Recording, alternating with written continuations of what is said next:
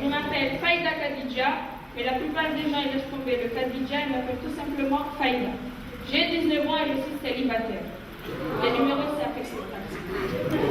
Je passe en deuxième année sciences de la vie à la faculté de sciences et techniques, plus communément appelée faculté de souffrance et justice. Je vous le dis, vous arrivez bien son nom.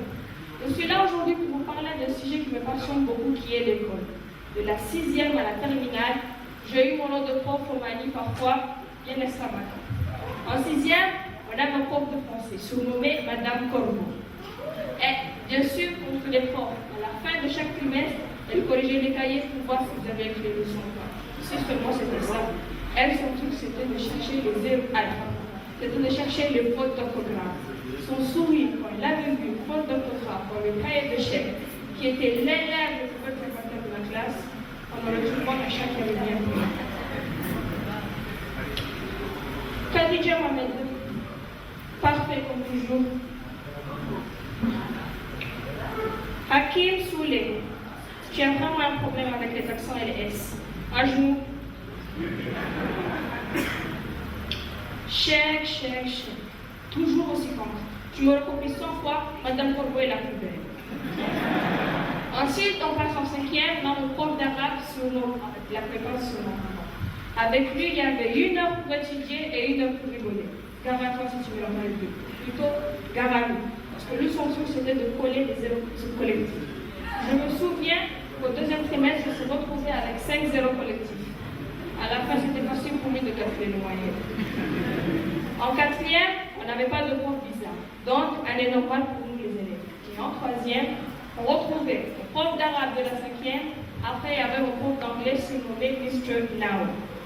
Lui, il ne pouvait pas parler sans mettre le mot now à chaque phrase. OK. Now we're going to continue the lessons. Now we study the present continuous.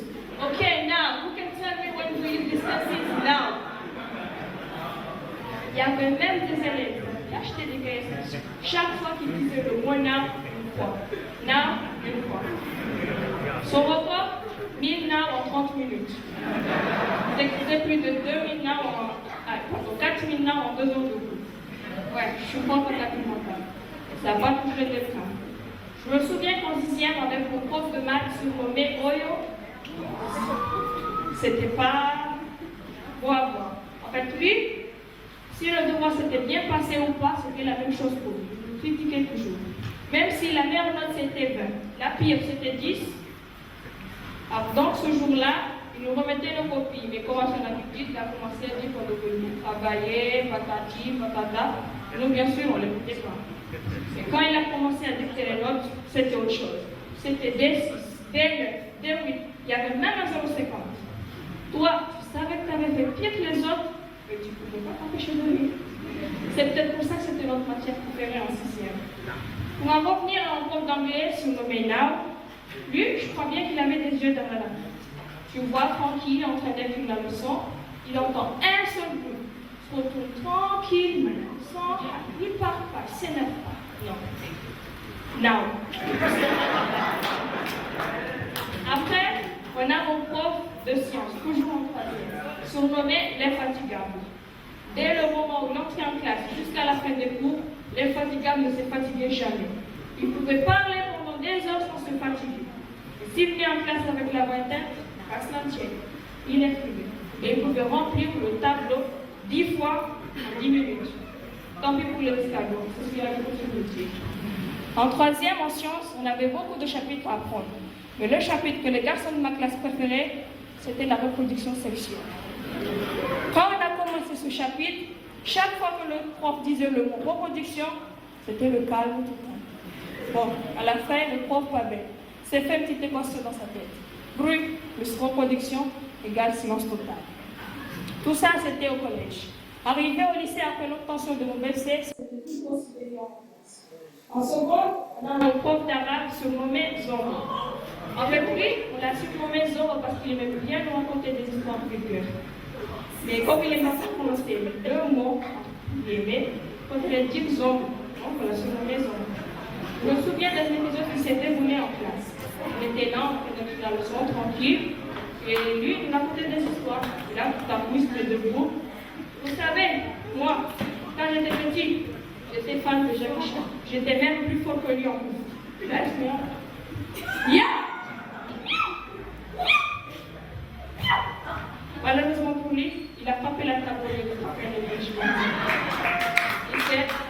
Il s'est écroulé. Il n'a jamais autant mis en classe. Ensuite, en première, on a mon prof de sport. Lui, pour le sport, c'était un véritable entraînement militaire. Et en plus, il parlait pas. Il criait. Ok, bon, vous me faites 10 tours tout à l'heure pour les filles, 20 pour les garçons. Et après, c'est 50 tours pour les garçons, 100 pour les filles. Ça ne donnait pas envie d'aller au cours de sport le jeudi après-midi. Mais au moins, ça durait au minimum 45 minutes, sinon 1 heure de temps. Après, toujours en première, on a mon prof d'arabe. En série S, j'ai le droit de choisir ta langue si c'est l'arabe ou l'anglais. La plupart des élèves de ma classe, ils avaient choisi l'anglais, comme moi. Mais je suivais quand même les cours d'arabe parce que le prof, il était bon.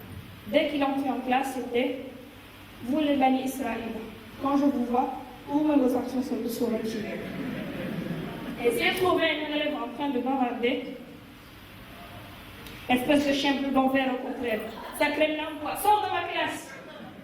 En parlant d'insultes, ça me rappelle mon père. Mon père, lui, quand il s'énerve, il ne se contrôle pas, il se met à inventer des insultes.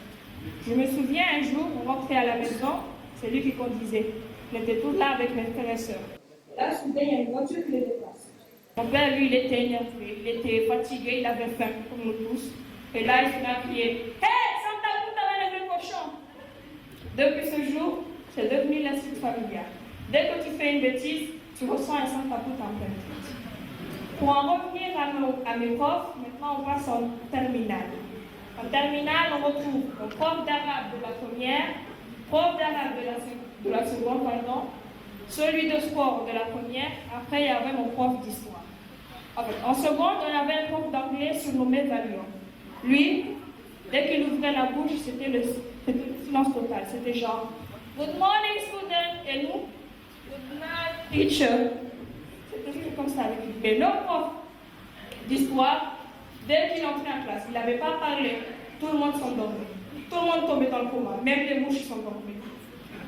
Ok, aujourd'hui on va étudier le bilan de la Seconde Guerre mondiale. Qui peut me dire quand est-ce que cette guerre a fini? Oh, je vous ai posé une question. Vous dormez ou quoi? Oh, réveillez-vous, c'est pas le moment de dormir. Je le peignais un peu. Bon, le syllabe me manque de mes profs, mais ils sont quand même faits de mon boulot. Parce que j'ai mon bac direct, non. Merci.